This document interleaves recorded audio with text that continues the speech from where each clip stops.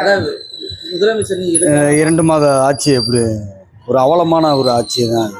சொல்லிக்கிற அளவுக்கு இங்கே ஒன்றும் முடியாது. ஏன்னா இப்போ போராட்ட களங்கிறது இந்தியாவுக்கே முன்னோடியான ஒரு மாநிலம் தமிழ்நாடு. ஆனால் நம்ம வடக்கனை பானிபூரி விற்கிறவன்னு சொல்லிட்டு இருந்தோம். இன்றைக்கி அவங்க தான் இன்றைக்கி நீட்டுக்கு எதிராக போராடிக்கிட்டு இருக்காங்க. ஆனால் முதல் குரலாக யார் கொடுத்தாங்கன்னா அனிதாங்கிற ஒரு பெண்மணி தமிழ்நாட்டில் இருந்து அரியலூர் மாவட்டத்திலேருந்து கொண்டு போய் கொடுத்தாங்க. அப்படிப்பட்ட ஒரு மாநிலமாக இருந்தது இன்றைக்கி ஒரு சினிமா மோகம், ஒரு சினிமா கவர்ச்சி, இப்படி ஒரு கேவலமான ஒரு ஜென்மங்கள் இந்த தமிழ்நாட்டில் இருக்குங்கிறது ரொம்ப ஒரு வருத்தத்துக்குரிய ஒரு விஷயம். இது தமிழ்நாட்டுக்கு மக்களுக்கு அனைவருக்குமான ஒரு தேவையான விஷயந்தான் அது. நான் எந்த ஒரு மாநிலம் போராடாது அப்படின்னு நினச்சிக்கிட்டு இருந்தோமோ இன்றைக்கி அவங்க தான் முன்களத்தில் நிற்கிறாங்க. நீட்டுக்கு எதிராக, ஒவ்வொரு விஷயங்களுக்கு எதிராகும். இன்றைக்கி நம்ம எதை நோக்கி போயிட்டு இருக்கோம்னா ரொம்ப பின்தங்கி போயிட்டோம். சொல்லிக்கிற அளவுக்குலாம் இங்கே ஆட்சி இல்லை. இதான் சினிமா ஆட்சிங்கிறது. இதான் இந்த சட்டசபையில் போய் கையை நீட்டுறது, காலை நீட்டுறது, கதவு அடைப்பேங்கிறது, கம்பை தூக்குறது, ஒரு வன்முறை களமாக தான் போயிட்டுருக்கு. ஏன்னா சினிமாங்கிறது அதால் இது. இப்போ ஜனநாயகத்தில் என்ன ஒரு கருத்திலா சொல்லியிருக்காரு, கத்தியை தூக்கியிருக்காரு, துப்பாக்கியை தூக்கியிருக்காரு, 2 மதத்துக்கு சண்டையில் தூட பார்க்குறாரு. இதுதான் அவருடைய ஆட்சி, பொம்மை ஆட்சி தான். அது சொல்லிக்கிற அளவுக்கு இங்கே ஒன்றும் இல்லை. விஜய் சாரை பத்தி சொன்னா நிறைய சொல்லுவேன். ஏன்னா அவரு நல்லா தான் இப்போ இப்ப எவ்வளவோ நல்லா தான் செஞ்சுட்டு இருக்காரு. முந்தைய அரசியலுக்கு இந்த அரசியல் ரொம்ப நல்லா தான் இருக்கு. என்னை பொறுத்தளவுக்கு ரொம்ப ரொம்ப நல்லா இருக்கு. எனக்கு பொறுத்தளவுக்கு மக்களுக்கு எப்படி என்னன்னு தெரியல, ஆனா என்னை பொறுத்தளவுக்கு நல்லா தான் இருக்கு. இன்னும் நல்லா செய்வாருன்னு நான் எதிர்பார்க்கிறேன். இன்னும் செய்வாரு. இன்னொன்னு என்னன்னா, இப்போ இருக்கிற அந்த நடவடிக்கைகள்லாம் ரொம்ப ஸ்ட்ராங்கா எடுத்துட்டு இருக்காரு.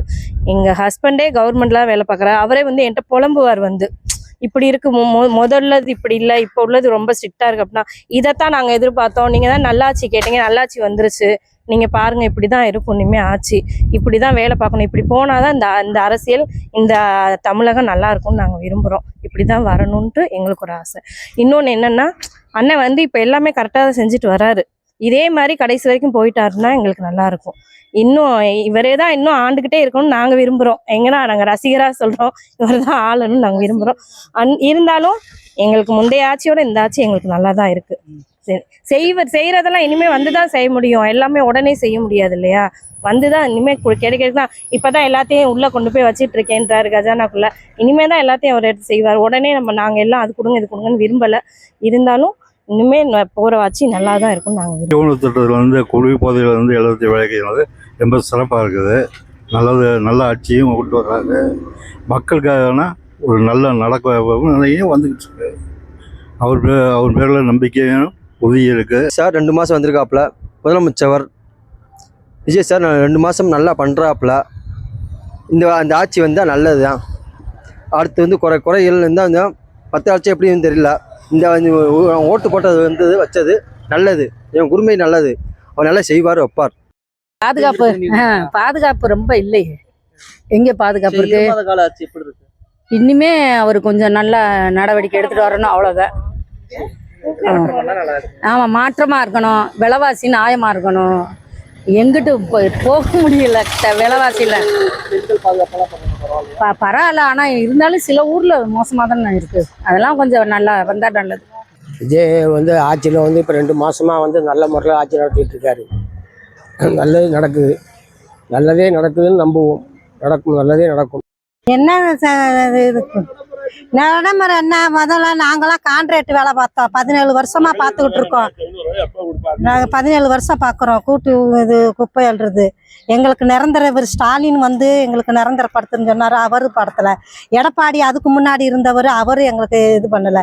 சரி, இவரு தானே எங்களுக்கு ஒரு நல்லபடி கொடுப்பாரு.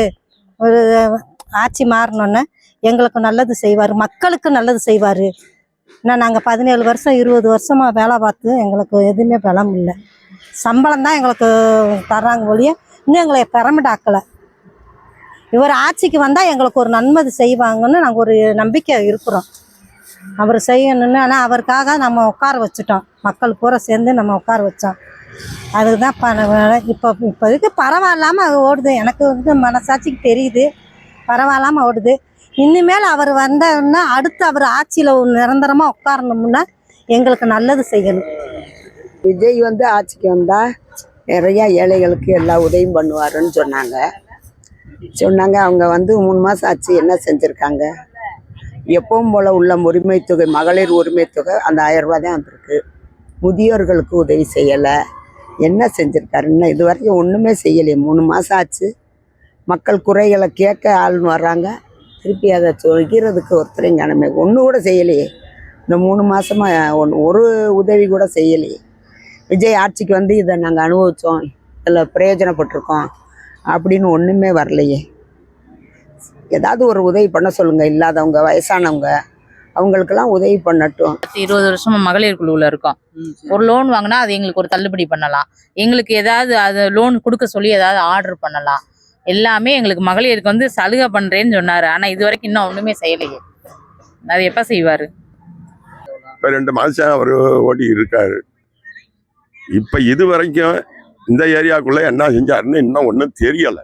இன்னும் எப்பயும் போல ரோடு இருந்த மாதிரி தான் இருக்குது, பள்ளம் மேடாத்தான் இருக்குது, ரோடெல்லாம் போட்டு முடிக்கலை. நாங்கள் போய் ரேஷனில் வந்து ஜாமான் வாங்குறோம், எப்பயும் போல தான் அது ஓடிக்கிட்டு இருக்குது. அவர் பாக்கெட்டில் அடித்து தரேன்னு சொன்னார், இன்னும் அடைக்கவும் இல்லை, அப்படியே தான் இருக்குது. அப்போ எங்கள் கருத்து என்ன, அவர் ஒரு 5-6 மாதம் ஒரு வருஷம் ஆட்சி செஞ்சால் நல்லா செஞ்சுருக்காங்கிறது தெரிய வரும். சரிங்களா? இப்போ நம்ம ஒரு படம் வந்திருக்கு ஜனநாயகன், அதை அப்படியே சிஎம் போய் உட்காந்து படம் பார்க்குறாரு. அவர் நடித்த படத்தை அவரே பார்க்குறாரு. முதலமைச்சருடைய வேலை என்ன? இது வரைக்கும் ஆட்சி செஞ்சவங்க வேலை என்ன? கட்சிக்காரன் போய் நம்ம உட்காந்துக்கிட்டு சினிமா பார்த்துக்கிருக்கீங்க. இதுதான் நீங்கள் செய்கிற ஆட்சியா? குறை சொல்லலை, மக்களுக்கு என்ன தேவைங்கிறத பார்த்து செய்யணும். அதுதான் நல்லாச்சு. விஜய்க்குன்னு இல்லை, இவர் ஸ்டாலினாக இருந்தாலும் சரி, எம்ஜிஆர் இருக்கும்போது பரவாயில்ல, ஜெயலலிதாவும் பரவாயில்ல, கலைஞரும் பரவாயில்ல, ஸ்டாலின் இருக்கும்போது ஓரளவுக்கு போய்க்கு இருந்துச்சு. இப்போ இவர் வந்து 2 மாதத்துல ஒன்றுமே சொல்ல முடியல. இன்னும் சரியான முறையில் ஒன்றுமே இதான மாதிரி தெரியல. இதை இவர் செய்யறத பொறுத்து தான் அடுத்து இவருக்கு இன்னும் பேர் கிடைக்கும்.